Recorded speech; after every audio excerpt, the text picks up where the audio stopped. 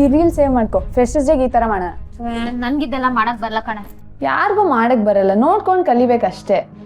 Lucky ಈ reel ನೋಡೆ. Lucky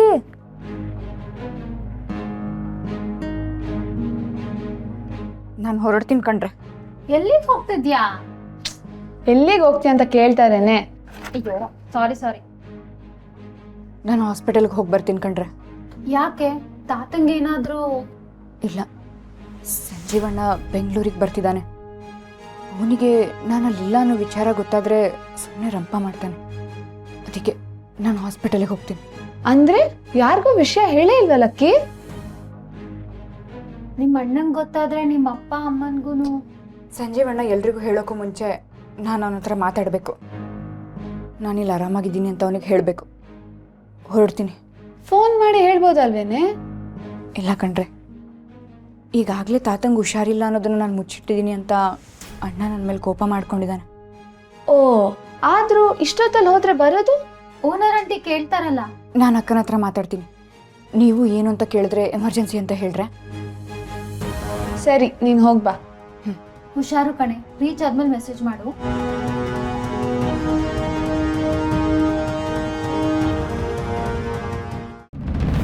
lucky ಬಗ್ಗೆ ಕೇಳಿದ್ರೆ ಯಾಕೆ ಯಾರು ಏನು ಮಾತಾಡ್ತಾ ಇಲ್ಲ? ಸಂಜೀವ, ನಮ್ಮನ್ನು ಕ್ಷಮಿಸ್ಬಿಡಪ್ಪ. ಅಯ್ಯೋ, ಕ್ಷಮೆ ಎಲ್ಲ ಯಾಕೆ ಕೇಳ್ತಿದ್ದೀರಾ ಅಜ್ಜಿ? ಲಕ್ಕಿಗೇನಾಯ್ತು? ಅವಳು ಆರಾಮಾಗಿದ್ದಾಳೆ ತಾನೆ? ಅವಳು ಆರಾಮಾಗಿದ್ದಾಳೋ ಇಲ್ವೋ ಅಂತ ತಿಳ್ಕೊಳ್ಳೋ ಅವಕಾಶನೂ ನಮಗೆ ಕೊಟ್ಟಿಲ್ಲ. ಏನು ಹೇಳ್ತಿದ್ದೀರಾ? ನಿನ್ನ ತಂಗಿ ಮನೆ ಬಿಟ್ಟು ಹೋಗಿದ್ದಾಳಪ್ಪ.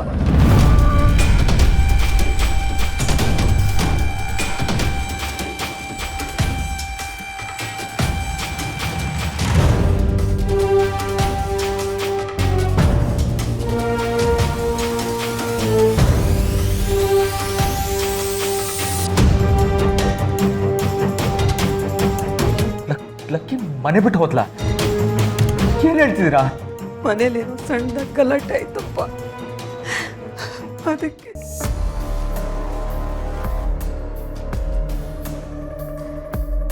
ಸಣ್ಣದಾಗಿ ಅಂತ ಯಾಕೆ ಹೇಳ್ತೀರಾ ಅತ್ತೆ?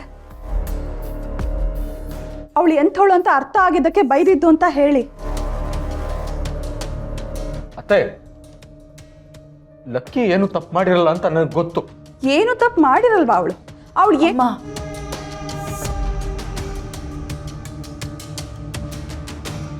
ನಾವೇನು ಅವಳನ್ನ ಸುಮ್ಮನೆ ಬೈದಿಲ್ಲ ಅಮ್ಮು, ಅವಳಿಂದಾನೇ ಇಷ್ಟೆಲ್ಲ ಆಗಿರೋದು. ಲಕ್ಕಿ ಎಲ್ಲಿದ್ದಾಳೆ ಇವಾಗ? ನಾನು ಈಗಲೇ ಅವಳನ್ನ ನೋಡಬೇಕು. ಅದೇ ಸಂಜೀವನ್ ಕರ್ಕೊಂಡು ಹೋಗು. ನಾನು ಹೋಗಲ್ಲ ಅಜ್ಜಿ. ಆಗ್ಲೇ ತಾತ ಕರೆದ್ರು ಅಂತ ಕರ್ಕೊಂಬರಕ್ ಹೋದಾಗ ಅಲ್ಲೂ ನನ್ನ ಜೊತೆ ಜಗಳ ಮಾಡಿ PG ಓನರ್ ಆಂಟಿ ಮುಂದೆ ನನ್ನ ಮರ್ಯಾದೆ ತೆಗೆದಿದ್ದಾಳೆ.